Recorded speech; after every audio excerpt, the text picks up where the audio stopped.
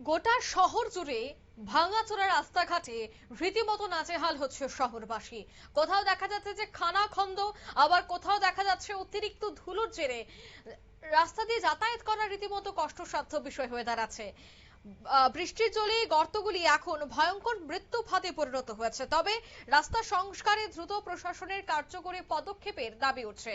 যে কোনো সময় ছোট বড় দুর্ঘটনা প্রায় লেগেই রয়েছে, আর এই দুর্ঘটনার জেরে প্রাণ যাচ্ছে প্রায় প্রতিদিনই বেশ কয়েকজনের।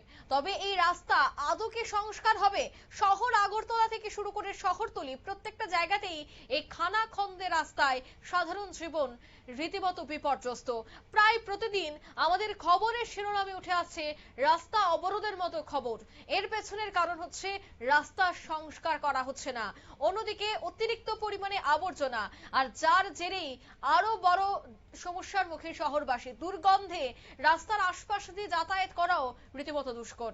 বিস্তারিত সেই বিষয়ে জানবো। টেলিফোন লাইনে যুক্ত হয়ে গেছে বার্তা সম্পাদক দেবব্রত চক্রবর্তী। দেবব্রত দা, একদিকে যখন বৃষ্টি হচ্ছে তখন ছোট ছোট পুকুরে পরিণত হচ্ছে, কৃষি জমিতে পরিণত হচ্ছে রাস্তা, আবার কোথাও দেখা যাচ্ছে যে বৃষ্টি কমলে অতিরিক্ত ধুলার জেরে মানুষজন চলাফেরা করতে পারছে না। এছাড়া আবর্জনা পরিষ্কার করার মতনও কোনো ব্যবস্থা গ্রহণ করা হচ্ছে না। সবটা মিলিয়ে কি বলবে? আমি বলি, এই পার্বত্য প্রত্যন্ত রাজ্য ত্রিপুরা, আর এই ত্রিপুরা রাজ্য বহুবার বিভিন্ন সময়ে বিভিন্ন সমস্যায় পড়েছে, বিভিন্ন বঞ্চনা ত্রিপুরার প্রতি হয়েছে। কিন্তু বর্তমান পরিস্থিতিতে এই রাজ্যের মূল শহর রাজধানী আগরতলার এমন পরিণতি, বিশেষ করে রাস্তাঘাটের, তা কিন্তু অভূতপূর্ব। আর কোথাও দেখা যায়নি, কখনো দেখা যায়নি।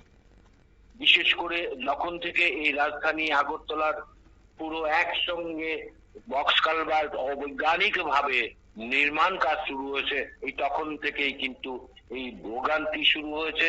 রাস্তাঘাট চতুর্দিকে ভেঙে চুরমার। আর বর্তমান বর্ষায় বিভিন্ন ভাঙা রাস্তার গর্তে বৃষ্টির জল জমে সেসব মৃত্যু ফাঁদে পরিণত হয়েছে। রাজধানী আগরতলার একাধিক গুরুত্বপূর্ণ সড়কের বেহাল দশায় সাধারণ মানুষের দুর্ভোগ চরমে পৌঁছেছে। ঠিক একই অবস্থা মধ্য প্রতাপগড়ের পুরনো ঝুলন্ত ব্রিজ থেকে জুয়েলস ক্লাব পর্যন্ত রাস্তার বিভিন্ন অংশ ভেঙে গর্তে পরিণত হয়েছে।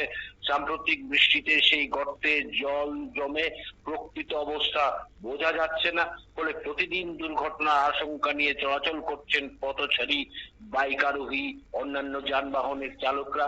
একইভাবে তোমার গ্র্যান্ডিউস চৌমুহনী থেকে বাইপাস পর্যন্ত সড়কের অবস্থাও অত্যন্ত শোচনীয়। বড় বড় খানাখন্দ যানবাহন চলাচল কার্যত ঝুঁকিপূর্ণ হয়ে পড়েছে।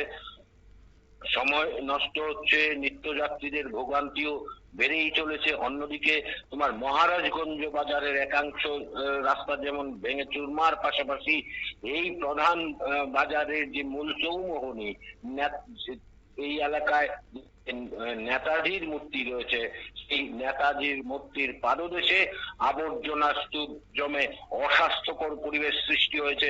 দুর্গন্ধে অতিষ্ঠ ব্যবসায়ী ও সাধারণ মানুষ। শহরের অন্যতম ব্যস্ত এলাকায় এমন দৃশ্য নিয়ে ক্ষোভ বাড়ছে। প্রশ্ন উঠছে, রাজধানীর গুরুত্বপূর্ণ সড়কগুলির সংস্কার কবে হবে? বৃষ্টির জল জমে তৈরি হওয়া মৃত্যু ফাঁদের দায় কে নেবে? মহারাজগঞ্জ বাজারের মতো গুরুত্বপূর্ণ এলাকায় নিয়মিত পরিষ্কার পরিচ্ছন্নতা নিশ্চিত করা হচ্ছে না কেন? দ্রুত রাস্তা সংস্কার আর তোমার জল নিষ্কাশনী ব্যবস্থা উন্নত করা এবং শহরকে আবর্জনা মুক্ত রাখতে প্রশাসনের জরুরি হস্তক্ষেপ দাবি তুলেছেন স্থানীয় বাসিন্দারা। সর্বোপরি তোমার এখন গ্র্যান্ডিউস চৌমুহনী থেকে বাইপাস পর্যন্ত এবং তোমার এই মধ্য প্রতাপগড়ের পুরনো ঝুলন্ত ব্রিজ থেকে জুয়েলস ক্লাব পর্যন্ত ভাঙা চূড়া রাস্তার এমন অবস্থা, যে কোনো সময় কিন্তু এখানে দুর্ঘটনা ঘটতে পারে। তখন কিন্তু এই আগরতলা পুর নিগম কর্তৃপক্ষ এবং স্মার্ট সিটি কর্তৃপক্ষের দায় এড়ানোর কোনো সুযোগ থাকবে না। অনতিবিলম্বে উচিত রাজ্যের প্রশাসন, বিশেষ করে পুর নিগম এবং স্মার্ট সিটি কর্তৃপক্ষ এই রাস্তা সংস্কারের দ্রুত ব্যবস্থা গ্রহণ করুক, না হলে কিন্তু বিপদ আসন্ন, সমূহ বিপদ অঙ্কিতা। একদমই। অন্যদিকে আরো একটা বিষয় দেবব্রত দা, আমরা দেখতে পেলাম যে যে সমস্ত জায়গায় রাস্তার ঢালাই কাজ চলছে, বিশেষ করে এয়ারপোর্ট থেকে বড়জলার যে রাস্তাটা, সেখানে বৃষ্টির মধ্যে প্লাস্টিক দিয়ে সেখানে রাস্তা ঢালাইয়ের কাজ হচ্ছে।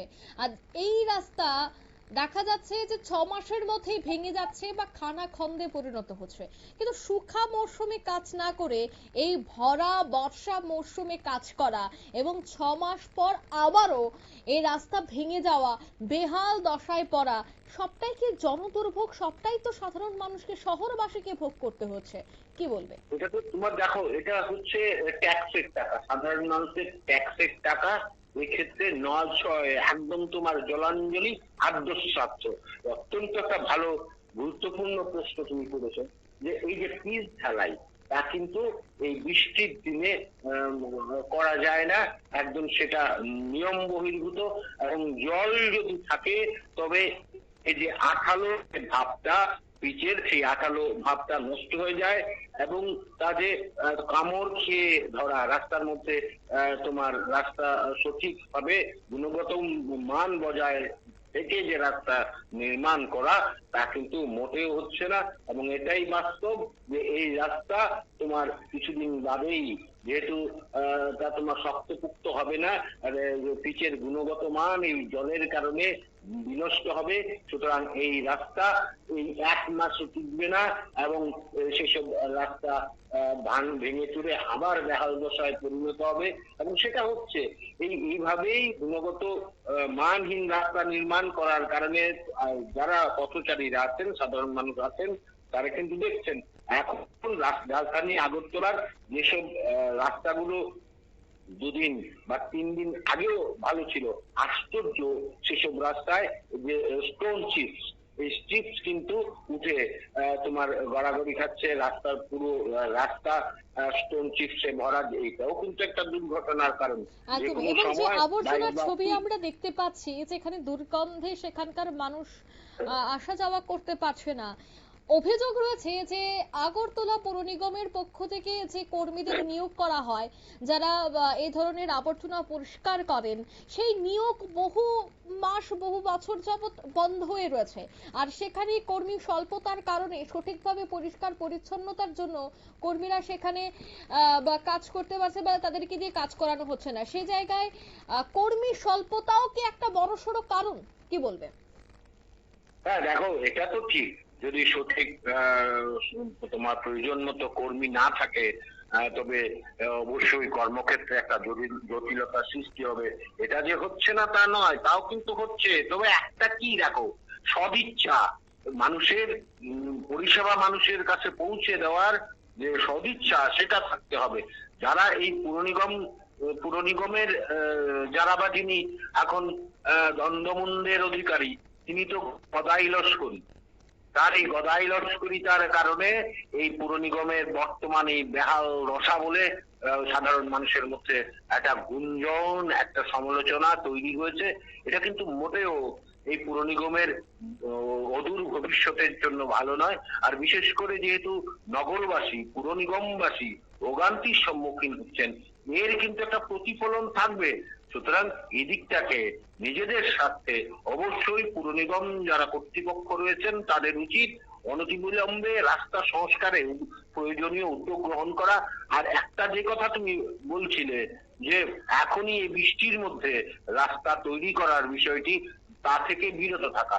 আর কয়েকটা দিন, এতদিন পর্যন্ত তো ভুগছেই রাজধানী আগরতলাবাসী বা গোটা রাজ্যবাসী। আগরতলা যারা আসছেন বিভিন্ন মহকুমা থেকে, তারা অবাক। রাজধানী আগরতলার রাস্তাঘাট এমন ছিল না।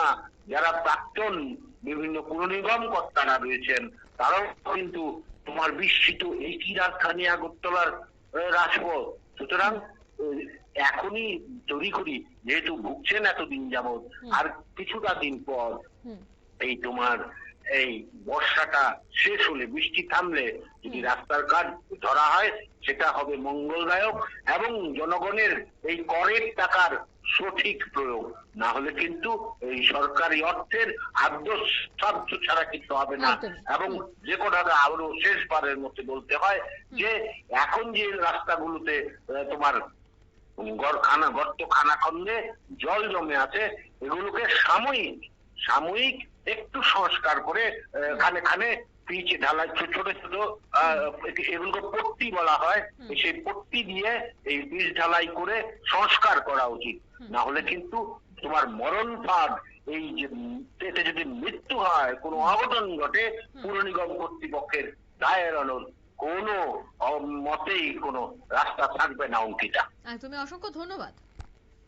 অর্থাৎ আমরা কিন্তু দেখছিলাম এই মুহূর্তে একেবারে শহর আগরতলার ছবি, যেখানে ভাঙা সড়কে প্রতিদিন চরম দুর্ভোগে পড়ছেন রাজধানীবাসী। বৃষ্টির জলে গর্তগুলি এখন ভয়ঙ্কর মৃত্যু ফাঁদে পরিণত হয়েছে, আর যার জেরে রাস্তা সংস্কারে দ্রুত প্রশাসনের কার্যকরী পদক্ষেপ জরুরি বলে এবার দাবি করছেন শুভবুদ্ধি সম্পন্ন মহল শহরবাসী। এই মুহূর্তের সংবাদ এ পর্যন্ত। আমাদের পরবর্তী নিউজ এবং আপডেট দেখার জন্য অবশ্যই চোখ রাখবেন শুধুমাত্র নিউজ ভ্যানগার্ডের পর্দায়। ধন্যবাদ।